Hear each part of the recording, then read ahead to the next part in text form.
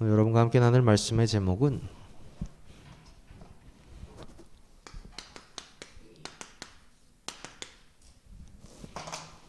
성숙한 그리스도인입니다.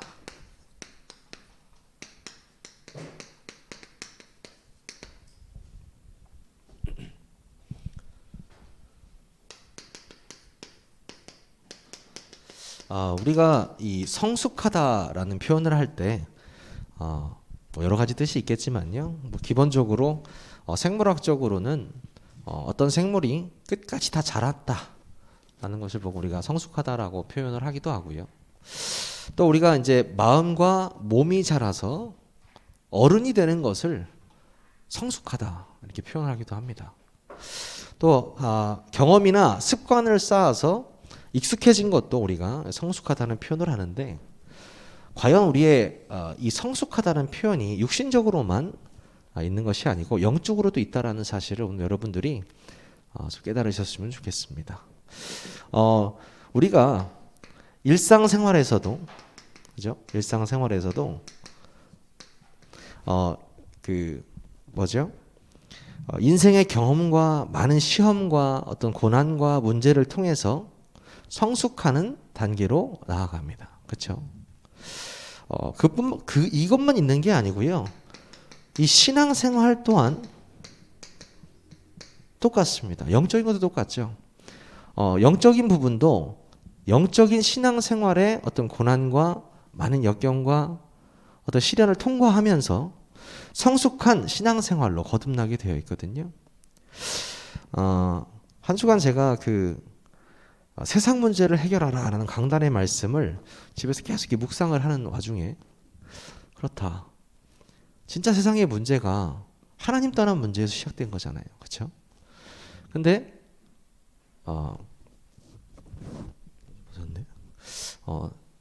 하나님 떠난 데서 시작된 이 문제가 사실은 우리는 우리에게는 상관이 없다라고 생각을 하고 있음에도 불구하고 사실 하나님의 자녀된 우리도 순간순간 속을 때가 굉장히 많이 있거든요. 그렇죠? 그렇다고 한다면 도대체 성숙한 건 도대체 무엇이냐라는 이걸 생각을 우리가 해봐야 되는데요.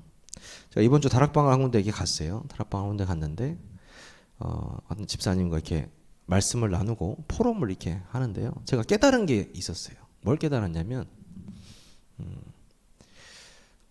자신의 영적인 문제가 다 있잖아요. 영적 문제가 있는데 하나님이 어쩔 때는요, 큰 문제를 어떤 사람에게 주잖아요. 그럼 그 문제 때문에 막 기도하고 하나님께 매달리고 이러다가 자신의 전에 있던 영적인 문제가 해결되는 경우도 있더라고요. 참 그런 경우도 있더라고요. 그러니까 새로운 문제를 하나님께서 주시고 그 문제를 통해서 연단하는 과정 속에서 전에 나에게 있던 영적인 문제가 이제는 문제가 안 되어버리는 상황이 되는 것도 제가 보게 됐거든요. 그걸 보면서 좀 충격적이었어요. 그렇구나. 하나님께서 주시는 우리에게 주시는 그 문제가 진짜로 문제만 있는 건 아니구나. 그 문제를 통해서 우리가 이겨내고 하나님은 다른 영적인 문제도 해결해 주시는구나. 저 그걸 이번에 깨달았거든요. 참 우리가 나를 문제로 정말 내가 문제로 인식하고 있고 날 괴롭게 했던 것들이 어느 순간 그것에서 내가 빠져나온 거예요. 그거 보니까요. 참 멋지더라고요. 이게 성숙한 단계로 가는 거구나. 그런 생각이 들었어요. 그러면서 제가 이제 다락방을 할 때마다 하는 것이 뭐냐면 포럼을 해요. 끝나고. 그래서 한 사람의 말씀, 이제 들었던 말씀에 대한 포럼, 한 주간 강단에 대한 포럼에서 포럼을 다 적어놔요. 그 이유는 뭐냐면 기도할 때도 그걸 보고요. 그렇죠? 그리고 두 번째는 이렇게 쌓아놓으면 이 사람의 변화를 알 수가 있어요. 1년 정도 넘었던 다락방들은 제가 한 번씩 보여줬거든요. 근데 되게 웃긴 게 뭐냐면 처음 했던 포럼 내용을 보여주면 서로 얼굴이 뜨거워져요. 네, 얼굴이 뜨거워집니다. 왜요? 창피해요. 이런 포럼을 내가 했나? 이 정도로 변해 있어요. 1년 후에 포럼을 보잖아요. 다 바뀌어 있어요. 뭐가 바뀌었는지 아세요? 말씀 깨달은 내용, 자신이 마음에 부딪힌 내용들 다 바뀌어 있고요. 두 번째 기도 제목 다 바뀌어 있어요. 그렇죠? 이런 거 보면서 이 말씀이 생명이라는 게 들어가게 되면 성숙해지는구나. 이렇게 달라지더라고요. 그래서 이 말씀 운동이 얼마나 중요한가, 이거를 통해서 참된 신앙생활이 유지된다라는 거거든요. 그럼 전부잖아요. 그렇죠? 오늘 본문에서는요, 유명한 씨 뿌리는 비유가 나옵니다. 뭐 너무나 유명한 말씀이죠. 유명한 말씀인데, 뭐 제가 뭐 농사를 지어본 적은 없지만 기본적으로 상식적으로 봤을 때 우리가 보통 겨울에 땅이 꽁꽁 얼다가 이렇게 봄이 오면 따뜻해지잖아요. 그러면 뭘 머금고 있죠? 수분을 땅이 머금고 있잖아요. 그 땅이 이제 좀 갈아가지고 뒤집어 엎고 밭 모양도 만들고 해가지고 거기다 무엇을 뿌리죠? 씨를 뿌리죠. 그래서 여름과 겨울에 거쳐서 어떻게 됩니까? 근데 뭐 추수도 하고 이렇게 하죠. 근데 이스라엘은 좀 달라요. 그때 예수님이 말씀하셨던 시대에 좀 달라요. 기후가 다르거든요. 거기는 건기가 있고 우기가 있어요. 그래서 우리처럼 땅을 처음부터 일구면은 땅이 뻑뻑해서 갈아지지도 않아요. 건기가 바싹 말라, 건기 때 바싹 말라가지고. 씨를 언제 뿌리느냐? 바로 오기 전에 씨를 먼저 뿌려요. 그리고 비가 오겠다 싶으면 땅을 갈아요. 좀 여러분 상식적으로 좀 이해가 안 되실 수 있습니다. 근데 씨를 먼저 비가 오기 전에 다 뿌려놓고 그 다음에 땅을 가는 거거든요. 예수님이 이제 그 비유를 드신 이유가 있는 거죠. 씨를 어디에 뿌렸다고 했죠? 제일 먼저 어디죠? 길가에 먼저 뿌렸습니다. 그렇죠? 그 다음에 돌밭이죠. 돌밭에 뿌리고요. 그 다음에 가시떨기에 뿌렸죠. 그 다음에 옥토입니다. 그렇죠? 그러니까 제가 말씀드렸듯이 먼저 씨를 뿌리고 밭을 간다는 거예요. 그래서 씨 뿌리는 자가 일단 씨를 막 뿌린 다음에 그 다음에 밭을 가니까 어디서는 나고 어디서는 안 난다는 거죠. 그렇죠? 근데 굉장히 중요한 부분이 뭐냐면, 저는 이 말씀을 딱 보면서 예수님께서 이 건기 동안 척박해진 땅의 4가지 모습을 보고 예수님이 이 비유를 들어주신 건데, 뿌리는 자는 4절에 14절에 보니까 뿌리는 자는 뭘 뿌리는 거라고요? 이 말씀을 뿌리는 것이다, 이렇게 나오는 거더라고요. 말씀을 뿌리는 것이다. 예수님께서 말씀 말씀이에요. 그러면 말씀을 뿌린다는 것은 이 4가지가 뭐라는 거죠? 말씀을 받을 수 있는 상태를 의미합니다. 그렇죠? 그 사람의 마음의 상태, 그 사람의 말씀을 들을 수 있는 영적인 상태를 의미해요. 그래서 우리가 보면은 보통 이렇게 얘기를 하더라고요. 다른 분들도 당신의 마음 상태는 어떤 건지 한번 뭐 손을 들어 보십시오, 막 이렇게 말하는 사람도 있어요. 그래서 당신이 뭐 돌밭입니까? 뭐 저 돌밭입니다. 뭐 저는 가시떨기입니다. 막 이렇게 하는 사람도 있더라고요. 근데 말씀 운동을 해본 사람은 알 수 있을 거예요. 한 군데 말씀 운동을 가는데 이 상태 다 경험해요. 이 상태 다 경험할 수 있습니다. 한 군데 말씀 운동인데요. 가잖아요. 어떤 날은요, 말씀이 들어가다가요, 튕겨져 나가요. 어떤 날은요, 진짜 이 길가에 던진 것처럼. 그렇죠? 이 사람은 말씀을 잘 받는 것 같아. 막 잘 받는 것 같은데 가시떨기에 갇혀서 더 이상 잘하지 않을 때는 사람도 있고요. 그러니까 우리가 이 영적인 상태나 이 말씀을 받을 수 있는 상태를 예수님께서 그대로 말씀하셨는데요, 그대로 해석도 해주셨어요. 뭐라고 하셨냐면, 길가에 보니까 4절에 아까 뿌릴새 덜어는 길가에 떨어짐에 새들이 와서 먹어버렸고, 이 새들이 와서 먹어버렸다고 합니다. 뭐 제 설명이 필요할까요? 예수님의 설명을 들어볼까요? 예수님 뭐라고 하셨냐면 15절에 말씀이 길가에 뿌려졌다는 것은 이들을 가리킴이니 곧 말씀을 들었을 때에 사탄이 즉시 와서 그들에게 뿌려진 말씀을 빼앗는 것이요. 씨를 먼저 뿌렸는데 길가에 뿌렸거든요. 그 길가에 뿌려진 것들을 새들이 날아와서 먹는데 예수님께서 뭐라고 하셨냐? 사탄이 그 말씀을 빼앗았다라고 이야기하고 있습니다. 이 표현이 정말 저는 좀 충격적이더라고요. 사탄이 말씀을 빼앗는다라는 표현이에요. 예수님 표현이잖아요. 그렇다는 것은 우리가 정말 복음을 증거할 때, 누구에게 복음이 증거될 때 사단도 동일하게 그곳에서 말씀을 빼앗기 위해서 역사하고 있다라는 얘기잖아요. 그래서 예수님께서 그 말씀하시잖아요. 세간을 늑탈하려거든 강한 자를 먼저 결박해야 한다라고 말하시는 그 이유가 여기 있구나. 우리가 먼저 사단의 세력을 완전히 무너뜨린 후에 하나님의 나라가 임하는 것이구나. 여기서 나오더라고요. 그렇구나. 여러분들이 혹시 또 어떤 친구 이제 말씀 운동에서 뭐라고 하냐면 자신 있게 이 말씀을 못 전달하는 친구도 있어요. 그렇죠? 타이밍을 모르겠다는 거죠.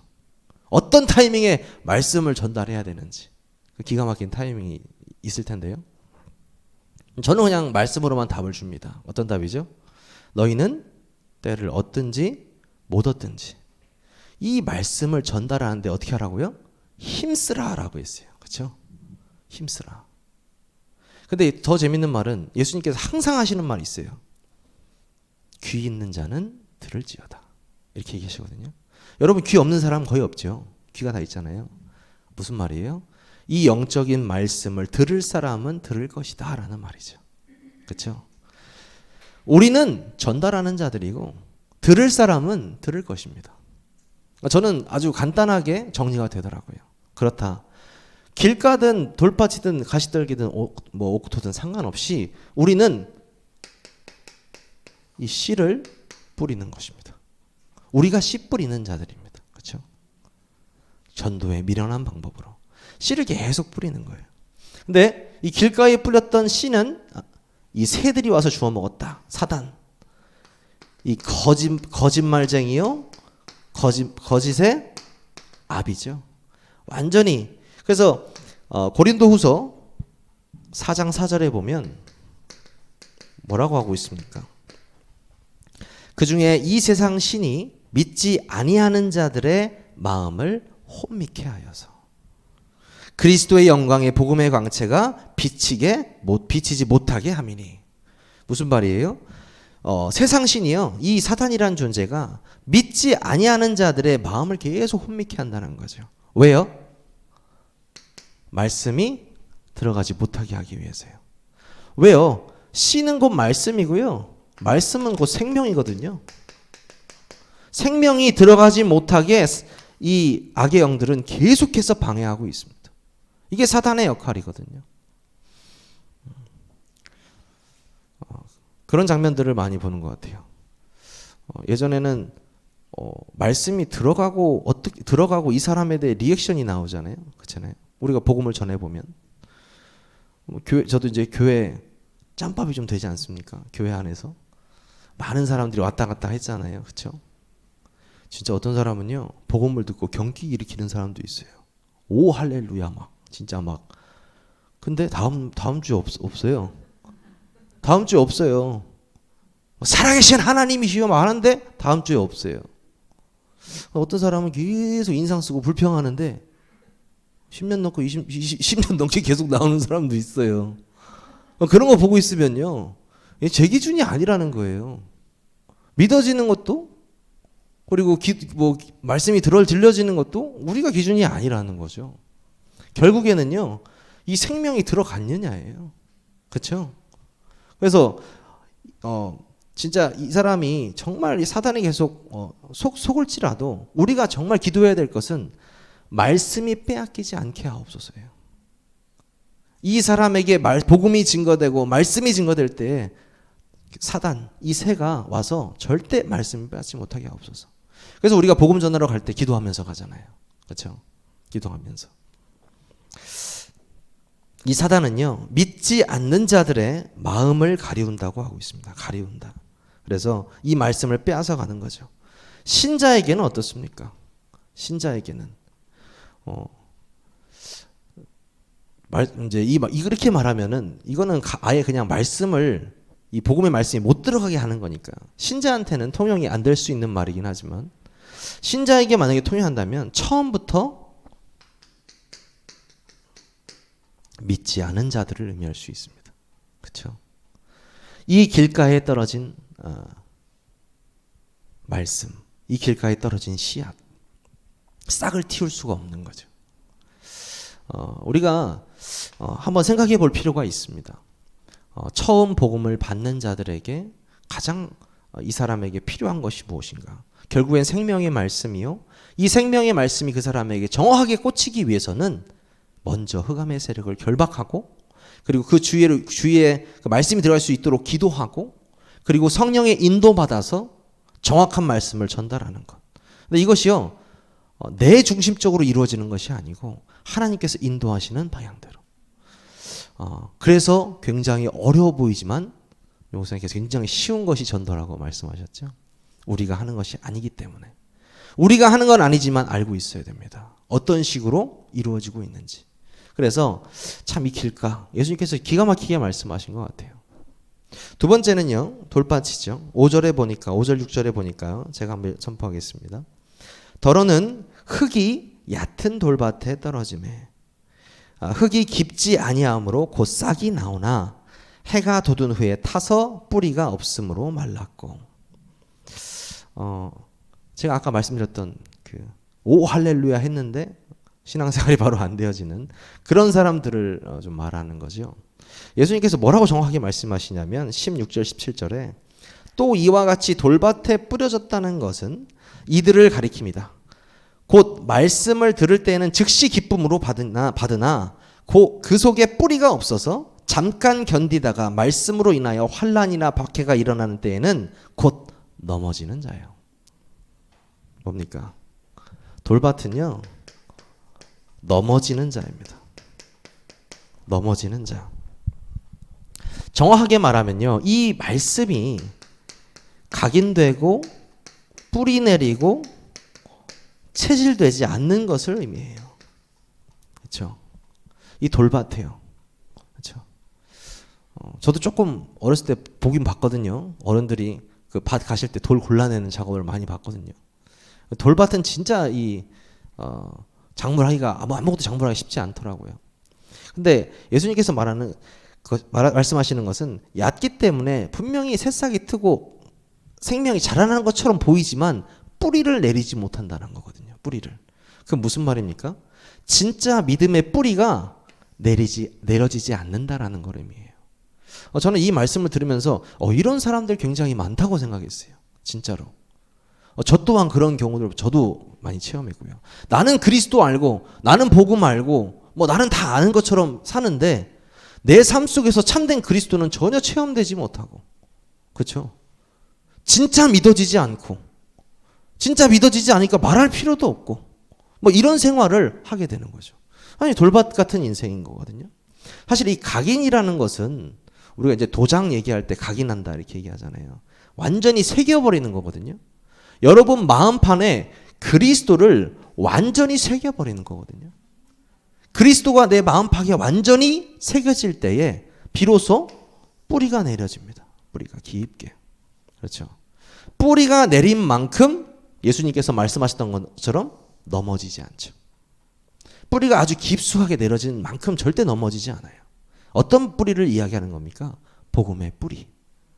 예수 그리스도의 그 죽으심과 부활하심의 그 복음의 내용이 나에게 깊게 묵상되어지고 내 삶을 주관하고 주인 되어진 상태에서 완전히 뿌리가 내려지거든요. 그 뿌리가 내려진 사람이 체질로 나타납니다. 체질로 나타나요. 여러분도 운동 해보신 분은 알겠지만 이 복싱이라는 운동을 해보면 펀치를 계속 치잖아요. 그러면 여러분 생각해 보십시오. 똑같은 펀치를 거울을 보고 계속 치잖아요. 근데 엘리트 운동하는 사람들은 순간적인 힘으로 펀치를 치잖아요.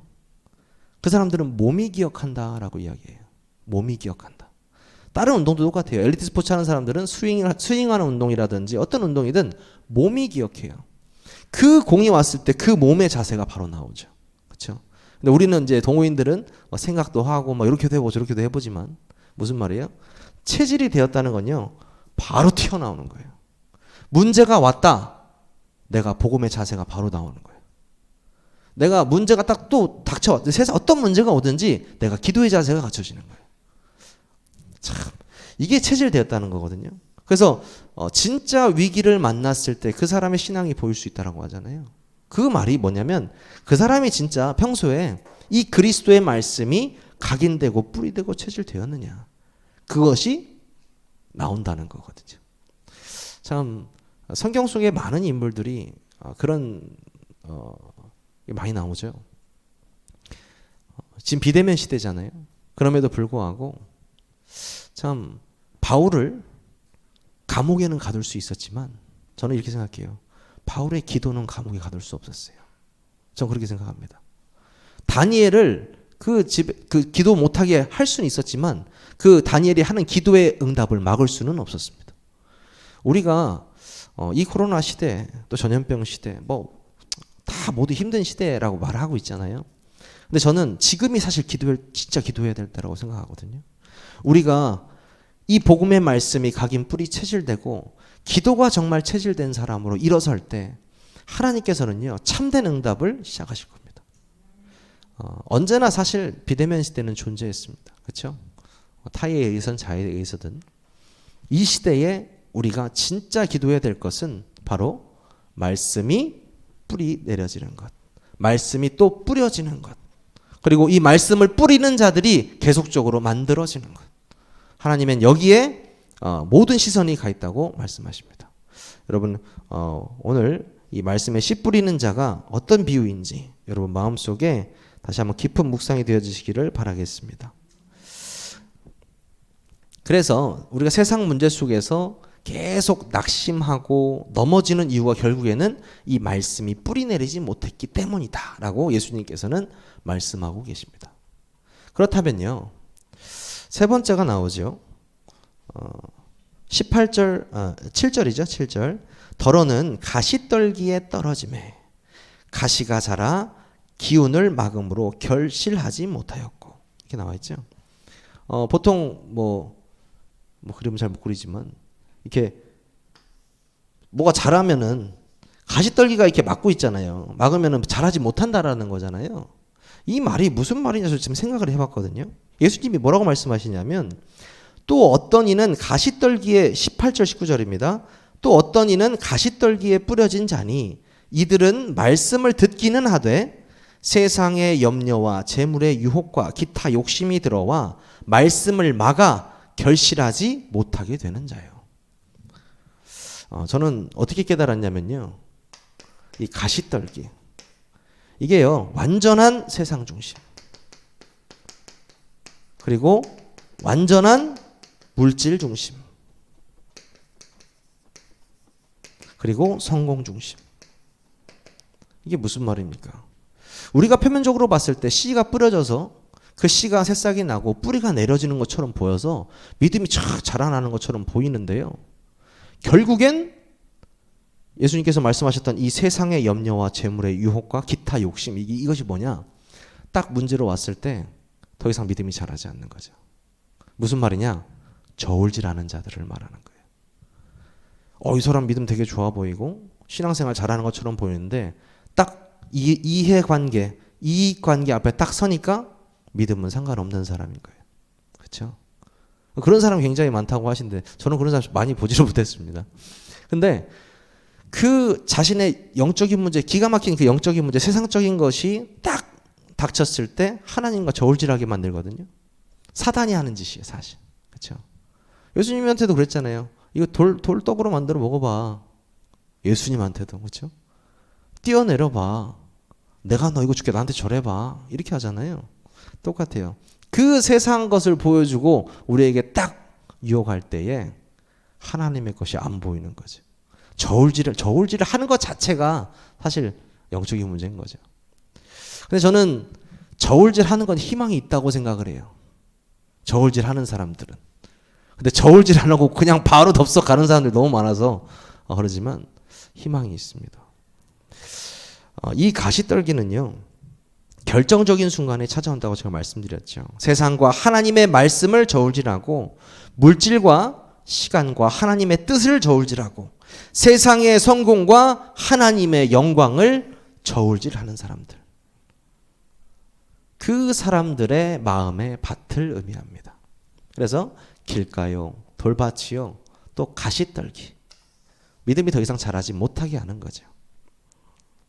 참된 결실을 맺을 수 없다고 성경은 말하고 있습니다.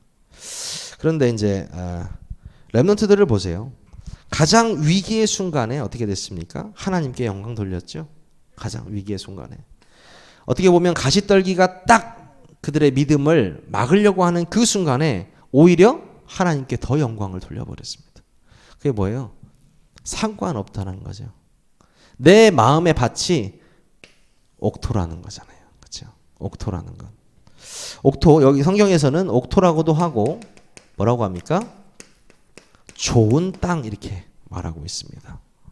8절에 보니까 더러는 좋은 땅에 떨어짐에 자라서 무성하여 결실하였으니 30배나 60배나 100배가 되었느니라 하시고, 이걸 뭐라고 말씀하셨죠?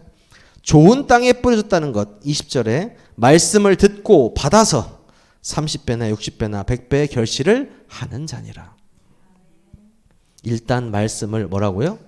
들어야죠.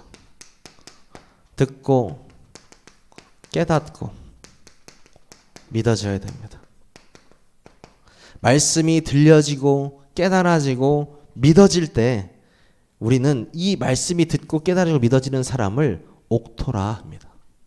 말씀이 들려지는 거거든요. 말씀이 깨달아지고 믿어지는 거거든요. 이 사람의 마음 상태 뭡니까? 좋은 땅이다.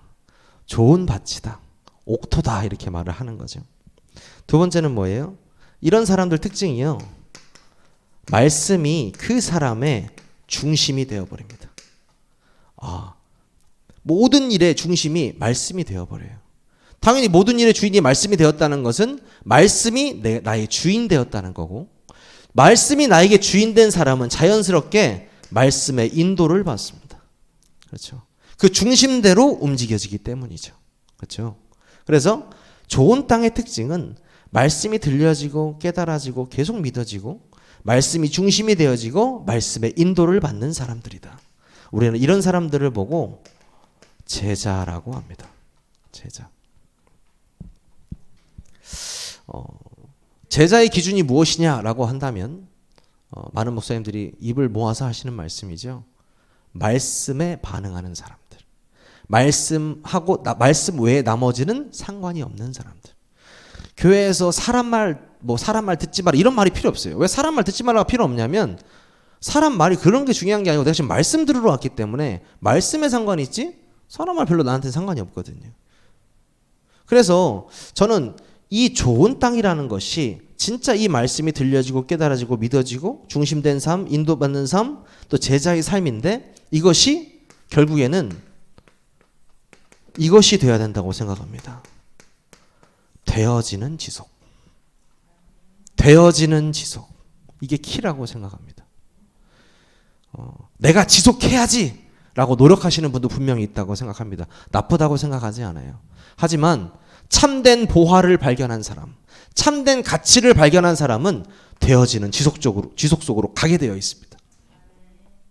이 말씀의 가치가 나에게 깨달아지는 사람, 그리고 정말 이 말씀이 생명이라고 생각하는 사람, 그렇다면 지속되어지게 되어 있죠. 저 사람 참 부지런해, 성실해, 그런 의미로 말하는 것이 아닙니다. 이거는 성실하지 않아도 지속되어지게 되어 있습니다. 정말이에요. 하나님이 계속해서 복 주시는데요. 지속되어지게 되어 있거든요. 옥토는요, 이 말씀을 의미합니다. 그래서 우리의 마음밭 상태를 항상 점검해야죠. 어떻게 점검합니까? 말씀으로 점검합니다. 예배로 점검합니다.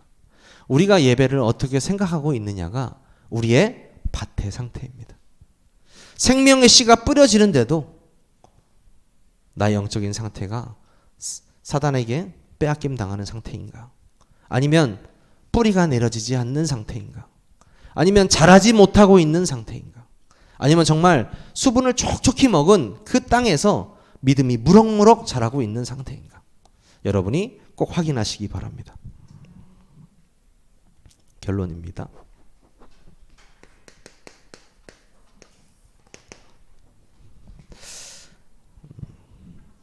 오늘 19절에서 12절까지를 보니까요. 뭐라고 하고 계시냐면 또 이르시되 들을 귀 있는 자는 들으라 하시니라. 이르시되 하나님의 나라의 비밀을 너희에게는 주었으나 외인에게는 모든 것을 비유로 하나니 이는 그들로 보기는 보아도 알지 못하며 듣기는 들어도 깨닫지 못하게 하여 돌이켜 죄 사함을 얻지 못하게 하려 함이니라 하시고. 저는 이거를 말씀을 선포하면서 읽으면서 좀 무섭더라고요. 예수님께서 이렇게 말씀하신 이유, 씨 뿌리는 이유를 이렇게 말씀하시고 나서 뭐야? 보기는 보아도 알지 못하고 듣기는 들어도 깨닫지 못하게 해서 죄 사함을 얻지 못하게 하려고 한다. 이렇게. 여러분 이거 되게 무서운 이야기거든요. 이미 복음 받을 자들은 택정되어 있다라는 것입니다. 하나님의 백성들은 이미 선택되어 있다라는 것이에요. 그래서 예수님께서는 비유로 말씀하신다고 말씀하고 계십니다. 우리가 얼마나 참 말은 하나님 자녀의 축복, 권세, 또 구원의 감격과 감사 이런 걸 이야기를 말로는 하고 있지만 여러분 얼마나 감사하며 살고 계십니까? 여러분은요 이미 이 땅과 상관없는 사람들입니다. 무슨 말이죠? 영원과 상관 있는 사람들이에요. 여러분이 이 땅에 있는 것과 감히 영원의 것을 저울질할 필요가 없습니다. 그래서 여러분은 왜 유목사님께서 계속 보좌의 축복, 보좌의 능력, 헤븐리 파워 이런 거 계속 왜 말씀하실까요? 이곳에서 그 힘을 땡겼을 수 있다라는 거거든요. 어떻게 땡겼을 수 있냐고요? 우리가요 이 복음의 씨를 받은 사람들이잖아요. 생명이 있는 사람들이기 때문에 그 힘을 땡겼을 수 있는 권한이 있습니다. 여러분은 그 권한으로 여러분 마음 밖에 계속해서 말씀을 심으세요. 그렇다고 한다면 하나님께서 계속해서 응답을 주실 것입니다. 오늘 이 9절에서 12절 말씀을 통해서 말씀하고 계신 것은 방금 말씀드렸던 것처럼 우리는 택한 백성이다. 그렇죠. 그리고 우리가 성숙한 그리스도인으로 가기 위해서 가장 중요한 것이 바로 우리의 영적 상태라는 것입니다. 전부죠. 우리의 영적 상태가 전부입니다. 하나님께서는 여러분의 영적 상태에 따라 응답하십니다. 그래서 우리가 기도할 것은 진짜 사단과의 싸움, 그리고 우리가 말씀을 받을 때 우리의 상태, 그리고 성령의 역사하심, 이것을 여러분 평생에 체험하게 되시기를 바라겠습니다. 우리 기도하겠습니다. 하나님 감사합니다. 신앙생활을 통하여서 성숙한 그리스도인의 삶으로 인도하시니 감사를 드립니다. 우리의 마음밭이, 우리의 영적 상태가 좋은 땅이요 옥토가 되기를 원합니다. 하나님, 그 그리스도의 말씀이 선포되어지는 모든 곳에 하나님 정말 큰 응답으로, 큰 새 생명의 역사로, 또 성령의 역사로 우리를 인도하여 주시고, 이 전도 운동이 대전 세교육교회를 통하여서 대전과 세종과 이 충청 지역을 복음화하는데 응답받을 수 있도록 인도하여 주시옵소서. 예수 그리스도의 이름으로 감사하며 기도하옵나이다. 아멘.